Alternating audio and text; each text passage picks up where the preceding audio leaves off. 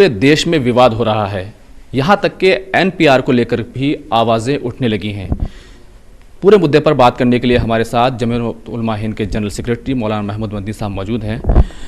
मदनी साहब, जिस तरह से आप देख रहे हैं, पहले एनसीआर की बात हो रही थी, सीएए आया और अब एनपीआर, क्या समझते हैं, क्या ये ठीक है?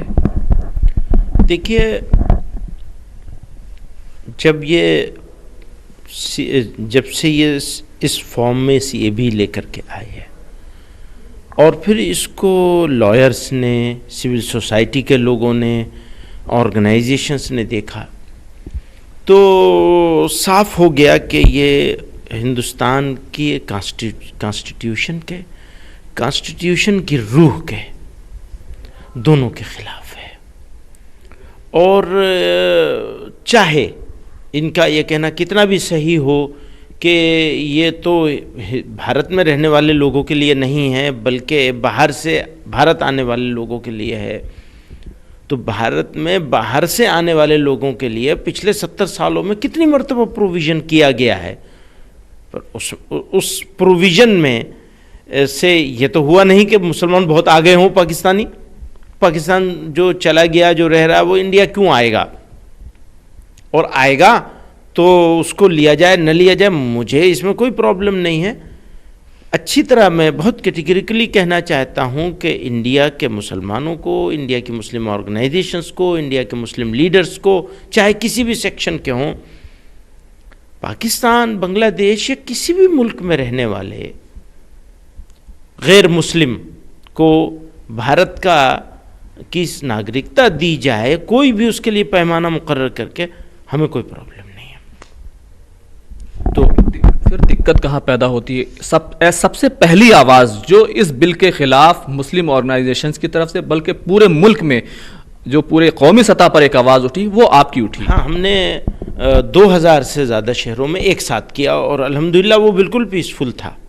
कोई एक जगह किसी को खराश नहीं आई, किसी के खिलाफ एक केस करने की ज़रूरत नहीं पड़ी, कुछ नहीं हुआ। बिल्कुल पीसफुली लोग निकले, अपना अपना एहतजाज रजिस्टर कराया और अपने घरों को चले गए।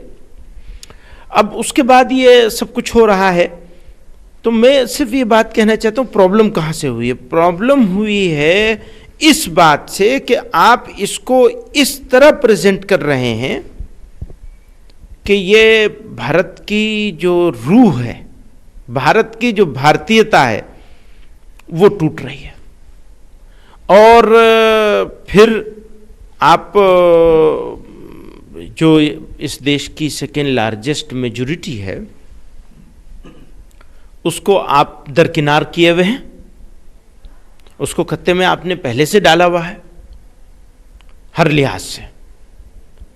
आपके मिनिस्टर्स, आपके लीडर्स, आपके एमपीज, आपके पार्टी के पदाधिकारी हर मौके पे ऐसी ऐसी बातें बोलते हैं जिसने आपके बीच में और उस कम्युनिटी के बीच में गैप को कम करने के बजाय बढ़ाया है।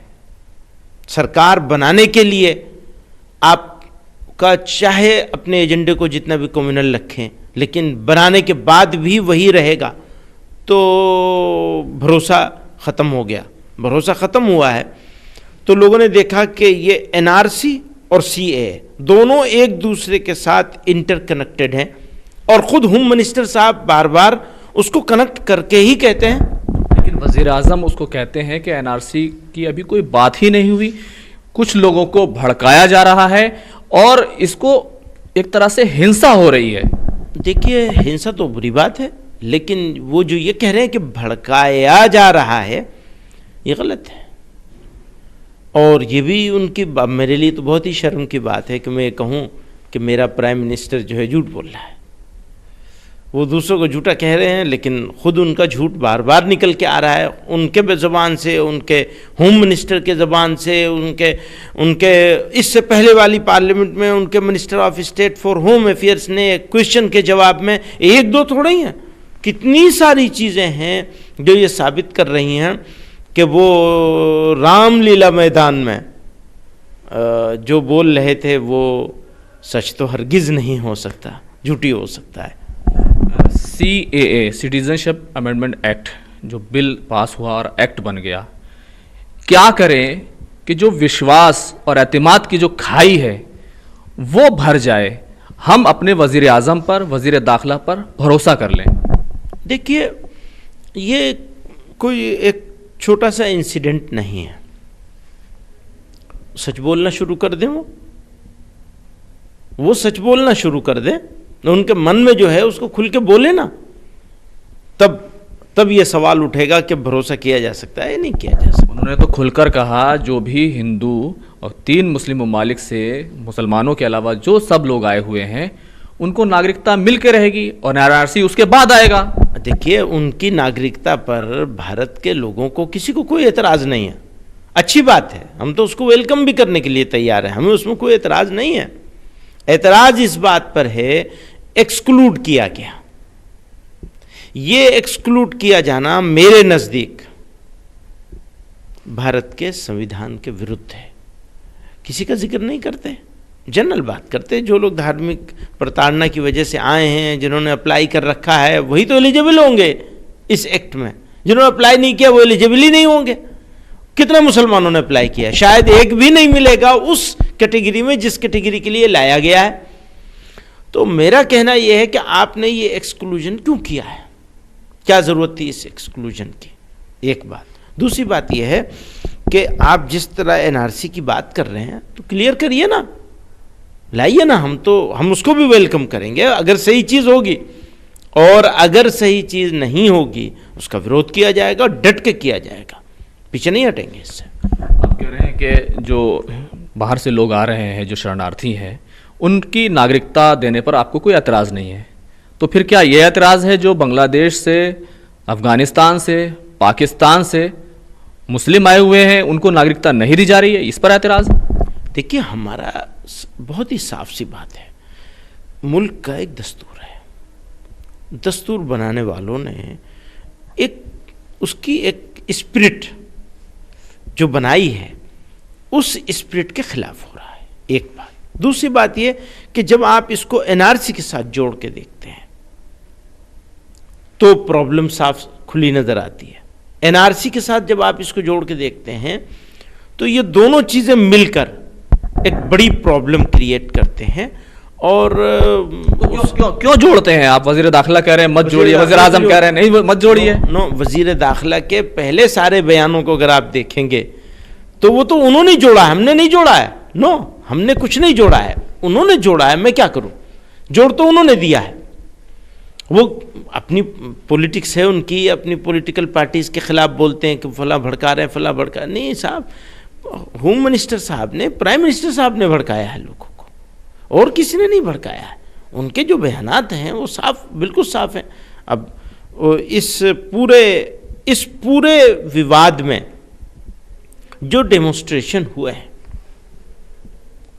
उन डेमोन्स्ट्रेशन करने वालों को मैं मुबारकबाद देता हूं, चाहे जामिया के लोग हों, चाहे AMU के लोग हों, चाहे IIT और IIM के लोग हों, डिफरेंट यूनिवर्सिटीज़ के लोग हों। 34-35 यूनिवर्सिटी के लोगों ने इसके खिलाफ विरोध किया है, नेशनली भी और इंटरनेशनली भी। उसके बाद एक दूसरा पार्ट आता है हिंसा का। 17 से ज़्यादा लोगों की जानें गई, बहुत सारी FIR, 5-5 हज़ार FIR दर्ज हुई, मुजफ्फरनगर में बहुत सारे लोगों की दुकानें सील हुई। तो ये जो हिस्सा है, इसको क्या कहें? इसी को मैं कह रहा हूँ कि दूसरा हिस्सा आता है हिंसा का। तो हिंसा को कभी भी न सपोर्ट किया जा सकता है, न रिकॉग्नाइज किया जा सकता है। हम उसका शिद्दत से विरोध करते हैं और हिंसा करने वालों के हम हर हाल में खिलाफ हैं। अच्छा, जब वो हिंसा पब्लिक की तरफ हो तो हम उसके खिलाफ हैं, हर हाल में खिलाफ। और जब वो हिंसा एडमिनिस्ट्रेशन की तरफ से हो तो वो उसका जुर्म कई गुना ज़्यादा बढ़ जाता है। उनका काम हिंसा रोकना है, हिंसा करना नहीं। हर जगह की वीडियोज ऐसी आ रही हैं कि पुलिस खड़ी हुई गाड़ियों को तोड़ रहे हैं, घरों के अंदर घुस करके सामानों को तोड़ रहे हैं, हर जगह ये हुआ है। इसको कैसे जस्टिफाई किया जाएगा? जिस तरह से वो हिंसा गलत है, उससे 100 गुना ज्यादा ये हिंसा गलत है, क्योंकि आपको तो हिंसा रोकने का जिम्मेदार बनाया गया, लॉ एंड ऑर्डर मेंटेन करने का जिम्मेदारी दी गई। आपको लोगों के घर तोड़ने की जिम्मेदारी नहीं दी गई कि आप बदला लेंगे। बदले की भावना दिल में पैदा होना और फिर चीफ मिनिस्टर का, खुसूसन उत्तर प्रदेश के चीफ मिनिस्टर का ये बात इस अंदाज से कहना निहायत जालिमाना, निहायत गैर मुंसिफाना। वीडियो है, आप बता रहे हैं वीडियो है, तो अब आगे क्या जमीयत इस तरह की वीडियो को कोर्ट में ले जाएगी? क्योंकि सरकार तो सुन नहीं रही है। जाना ही चाहिए बिल्कुल।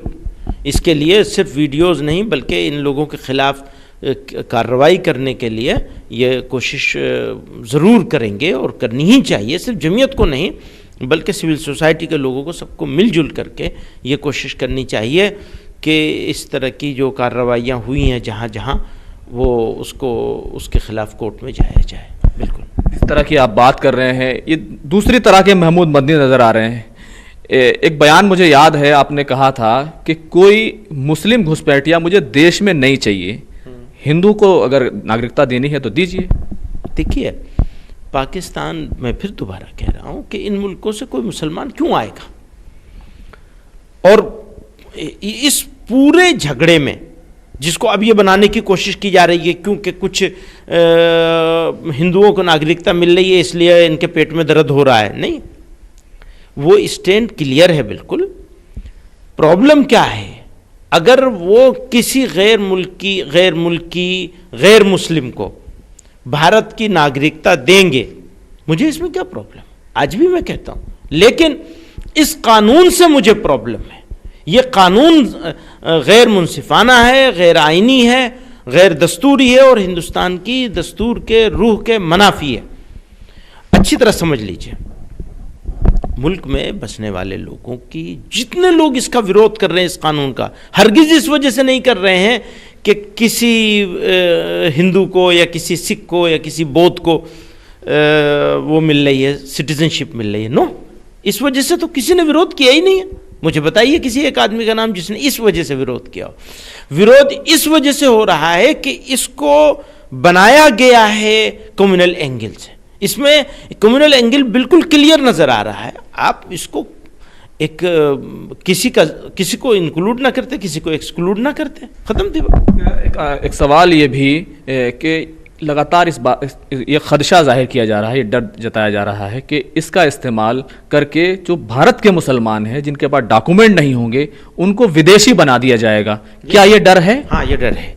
देखिए, ऐसा है, आम आदमी, गरीब आदमी, मुसलमान का सवाल नहीं है। यहाँ भी हिंदुस्तानियों में बहुत सारे गरीब लोग ऐसे हैं, मेजॉरिटी है उनके, जिनके पास पेपर्स का मिलना मुश्किल होगा, और बहुत सारे ऐसे हैं जिनका नामुमकिन होगा तकरीबन। उसमें मुसलमान भी होंगे, दलित भी होंगे, शेड्यूल ट्राइब्स भी होंगे, ट्राइबल लोग होंगे। तो सब लोगों का कागज़ मिलना मुश्किल हो जाएगा। कागज़ नहीं मिलेगा तो आप उनको फॉरेनर डिक्लेयर करेंगे या घुसपैठिया डिक्लेयर करेंगे, और उसके बाद फिर उनको डिटेंशन कैंपों में रखेंगे, और उनका संभालना रखना ये खुद मुल्क के लिए एक बड़ा मसला बनने वाला है। तो आप पहले पॉलिसी क्लियर कीजिए अपनी, साफ साफ बताइए। देखिए, मैं गवर्नमेंट ऑफ इंडिया से का हर हाल में मुखालिफ हूँ, किसी का भी हर हाल में विरोध करूँ, मैं इसको सही नहीं समझता। मेरा मानना ऐसा है कि विरोध अगर हो तो रीजनेबल होना चाहिए, सही चीज़ पर होना चाहिए। लेकिन एक सवाल ये है, आप बड़ा सवाल उठा रहे हैं, असम में जिस तरह से 19 लाख लोग अलग हो गए हैं, एनआरसी से बाहर हो गए हैं, उनका क्या किया जाए? आपकी नज़र में क्या करना चाहिए? नहीं, ये तो गवर्नमेंट ऑफ इंडिया बताएगी। गवर्नमेंट ऑफ इंडिया बताएगी कि 19 लाख में से कितनों को वो सिटीजनशिप देंगे और कितनों को नहीं देंगे, और जो बच जाएंगे उनका क्या करेंगे, ये तो वो बताएंगे। मैं क्या बताऊंगा इस बारे में? एनआरसी का सवाल था, लेकिन अभी कल ही जो मीटिंग हुई और काफ़ी लंबा चौड़ा बजट एनपीआर के लिए लगाया गया है। एनपीआर को लेकर के आपका क्या रुख है? देखिए, ये भी बहुत ही संजीदा बात है। अगर आप मुझसे पूछेंगे तो जी तो ये चाहता है कि मैं ये कह दूं कि इसका भी पूरा बाइकआउट किया जाए, कोई आदमी अपने आप को एनपीआर में रजिस्टर नहीं करे। लेकिन ये सिर्फ दिल की चाहत है, अभी मैं इसको करना नहीं चाहता। चाहता क्या हूँ? मैं ये कहना चाहता हूँ फौरी तौर पर कि अभी लोग रजिस्टर ना करें, अभी फौरी तौर पर। और इसको लॉ के जानने वाले लोग, कानून के जानने वाले लोग, एग्जीक्यूशन से एग्जीक्यूटिव में जो लोग रह चुके हैं, सर्व कर चुके हैं, इस तरह के लोग और सिविल सोसाइटी के लोग आपस में मिल बैठकर इसको देखें कि इसमें क्या क्या कमियां हैं। और अगर जो डर है मेरे दिल में, अगर वो डर सही है, तो फिर हमें ये कहने पे मजबूर होना पड़ेगा कि ना हम NPR कराएंगे ना NRC कराएंगे। क्योंकि एक सवाल जो NPR की एक्सरसाइज को लेकर जो सबसे बुनियादी सवाल उठा है, ये कहा गया कि ये दूसरा NRC है, बैकडोर से NRC है, क्योंकि उसमें माँ बाप के पैदा होने का मकाम पूछा गया है। हाँ, इसीलिए मैं कह रहा हूँ, जो सुन रहा हूँ ना आपकी बात, लोगों की बात सुन रहा हूँ, आपकी सुन रहा हूँ, तो कहता हूँ मेरा दिल ये चाहता है अपील अभी से कर दूँ, लेकिन थोड़ा एहतियात करना चाहता हूँ ताकि देखा जाए, उस पेपर को देखा जाए, उसको रजिस्ट्रेशन नहीं कराएंगे तो क्या क्या होगा, कराएंगे तो क्या क्या फ़ायदा, क्या क्या नुकसान, सब चीज़ को एवेलुएट करके, और एक यूनाइटेड आवाज़ होनी चाहिए। एक आदमी की तरफ से ये बात नहीं जानी चाहिए। तो अपनी हमारी ख़ुद की जमीयत की अपनी वर्किंग कमेटी होने वाली है, 10 जनवरी को बुलाई गई है शाम में, वो होगी, उसमें बहस होगी। उससे पहले इस इशू पर जो लोग काम कर रहे हैं ऑलरेडी, अदालत में हम पहले से गए हुए हैं, कोर्ट में हम गए हुए हैं इसके खिलाफ, NRC के खिलाफ, तो सब चीज़ों को देखकर फिर फैसला करेंगे। और मेरी ख्वाहिश ये है कि इसके ऊपर फैसला एक जमात और एक आदमी ना करे, बल्कि सब मिल करके करें कि क्या करना चाहिए। बिल्कुल आखिरी सवाल, हुकूमत से क्या कहेंगे कि वो क्या करे कि सब में एतमाद पैदा हो और सरकार की नीयत पर जो सवाल है वो ख़त्म हो जाए, और सब लोग जो एक्सरसाइज जो सरकार बताती है कि उसकी नीयत ठीक है, वो ठीक से हो जाए। देखिए, ये बात भी मेरी तरफ से अकेले नहीं कहनी चाहिए, यकीनन गवर्नमेंट को हमें कुछ कहना चाहिए, ये मेरा मत है। लेकिन अगर मैं अकेला कोई बात कहूँगा तो वो ठीक नहीं होगा। इस लड़ाई को बहुत सारे लोगों ने मिल करके खड़ा किया है, और इसमें गैर मुस्लिम ज़्यादा हैं, आगे हैं हमारे भाई, उन सब की मिल करके एक मीटिंग बुलाई जाए और वहाँ डिस्कस किया जाए कि हम गवर्नमेंट को क्या सजेस्ट करें कि तुम ये 4 काम कर दो, तो हम तुम्हारे साथ इसको एक्सेप्ट करने के लिए हम तैयार हैं। मौजूदा सूरत में आप लोग इसको एक्सेप्ट करने के लिए तैयार नहीं? किसी कीमत पर नहीं, मौजूदा सूरत में इसको किसी कीमत पर एक्सेप्ट नहीं किया जाएगा, नहीं किया जाना चाहिए। मौलाना, आपको ये देखा जाता है कि बहुत बेबाकी से आप कई बातें कह देते हैं और कई बात इस पर तनाज़ात भी हो जाते हैं। देवबंद में भी आपने ऐसी बात कही, आपने उत्तर प्रदेश के वज़ीर आला के लिए कहा योगी नहीं भोगी है, ये क्या हुआ? देखिए, वो यकीनन मेरे लिए मेरे मिजाज के ख़िलाफ़ है, वो बात मेरे उसूल के ख़िलाफ़ है कि मैं किसी शख्स को इन पर्सन कितना भी उससे नाराज़गी हो, डिसएग्रीमेंट हो, मुखालिफत हो, तनाज़ा हो, उसकी ज़ात पर जाना मेरे मिजाज के ख़िलाफ़ है, और मैं इसको इस्लाम के भी ख़िलाफ़ समझता हूँ। इस्लाम ने हमें ये तालीम नहीं दी है।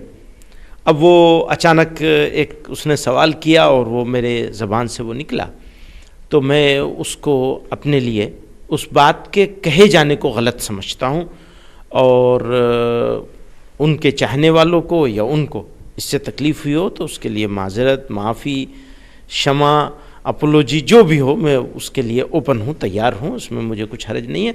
मुझे किसी आदमी को, किसी पर्सन के ख़िलाफ़ इस तरह के लफ्ज़ के इस्तेमाल करने को मैं इस्लाम के ख़िलाफ़ समझता हूँ, इस्लामी तालीमात के ख़िलाफ़। तो ये थे मौलाना महमूद मदनी, जिन्होंने कई बातों को लेकर साफ कर दिया है। एक तो ये कि NPR और NRC मौजूदा सूरत में और CAA भी मौजूदा सूरत में काबिल कबूल नहीं है, और वो ये कह रहे हैं कि फ़िलहाल सारे लोग NPR का बॉयकॉट करें।